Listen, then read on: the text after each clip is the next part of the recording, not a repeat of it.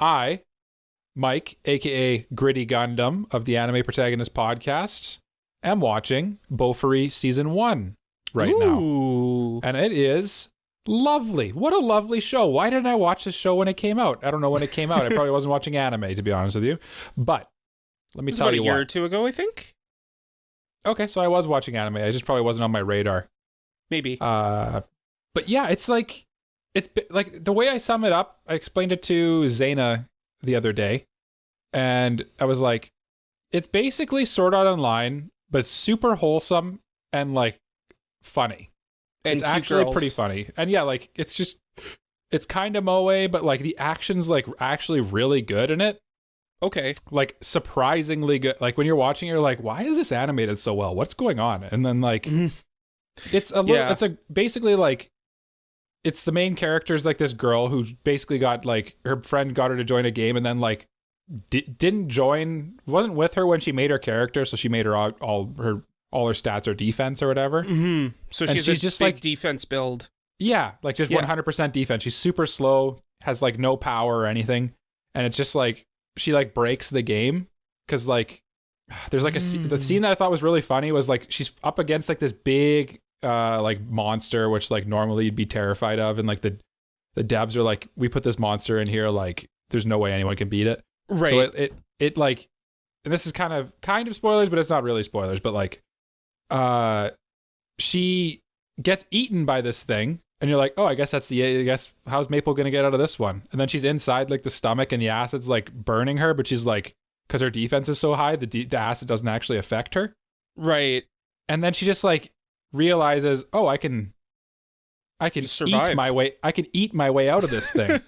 So she like eats her way out of this monster from the inside, and the monster's just like, oh God, what is happening? And then it dies. And it's nice. Like, nice. Yeah, it's just like that kind of joking stuff like over and over. It just doesn't take itself seriously at all. And it's just so wholesome and funny and good. And I'm really enjoying it. That sounds very wholesome. Honestly, Mike, I know I rag on you about this a lot, but I know what you're going to say. This is a light novel. Oh no, that's not what I thought you were going to say. You have your resolution to read one singular light novel. That is true. You are speaking some facts, my man. So you could fulfill it by reading Bofuri. I also have Overlord Book 1 in my possession as well. This is true. What if I read 2 light novels this year? Wouldn't that be something? Wouldn't that be something? My first 2 light novels ever in the same year. Crazy. Crazy. No way that's happening. Thing. Oh. Well. No, actually, that's actually not a bad idea. I didn't know it was a light novel, to be honest with you. Yeah. I think there's also a manga adaptation if you want to read that. I do like, I like pictures. I like looking at pretty things. Mm-hmm. You know what I mean? Also, I have to just mention this too. Maple flies on a giant turtle, which she named Syrup. That's awesome. That's hilarious. Maple syrup? Yeah.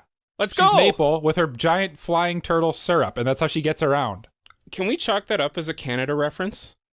Yeah, sure. We'll claim that as Canadians. Yeah. Why not? Okay. Yeah. Okay. We can do it. Okay. We can do whatever we want. This is our podcast. Why not? Nice. Yeah. Nice. Jake, tell me about something you've been watching. Something I've been watching. So I just finished an anime a couple days ago called The Great Passage. Okay. This one I don't think I've heard of. Super obscure. It's based off of a adult person novel, big boy novel. Like a real novel? A real novel. Not even like a heavy novel? No, like it's like a chunky boy. Yeah, I meant like the opposite of a light novel. Mm-hmm. A heavy novel. A heavy novel. Heavy joke just novel. Didn't land. No. I'm sorry. No, honestly, that was me. It didn't scan whatsoever. It's all good. But anyway, it's a very interesting story. So it's basically about a guy who is in like a publishing company, and he works at like a dictionary editorial department, and they're publishing and trying to make their own dictionary. Okay. Which sounds super boring, but it's very interesting because like it's a very interesting character piece about like how important words are at conveying intent, and how important your choice of words are to convey how you feel and what you're thinking. I feel like the best shows kind of do that, where they take something that should be kind of boring on its own and then they get so into it that it becomes interesting. You know what I mean? Yeah, yeah. And like even like they're all just like regular people, but like, and they're making a dictionary, which should be boring, but like after you get to like know these characters, you start to root for them to want to see this dictionary come out. It's kind of like, sounds like Bakuman, right? Where like you're like rooting them for them to become mangaka. A little bit, yeah. There was another series that I compared this to. I can't remember, but I was thinking about another anime that like is talking about someone who could writes like as a writer. No, it's you're probably thinking of Eromanga Sensei. Yep, this is Eromanga Sensei. No, it's about like using words to convey how you feel. And there was an Violet anime Evergarden? about that. Maybe.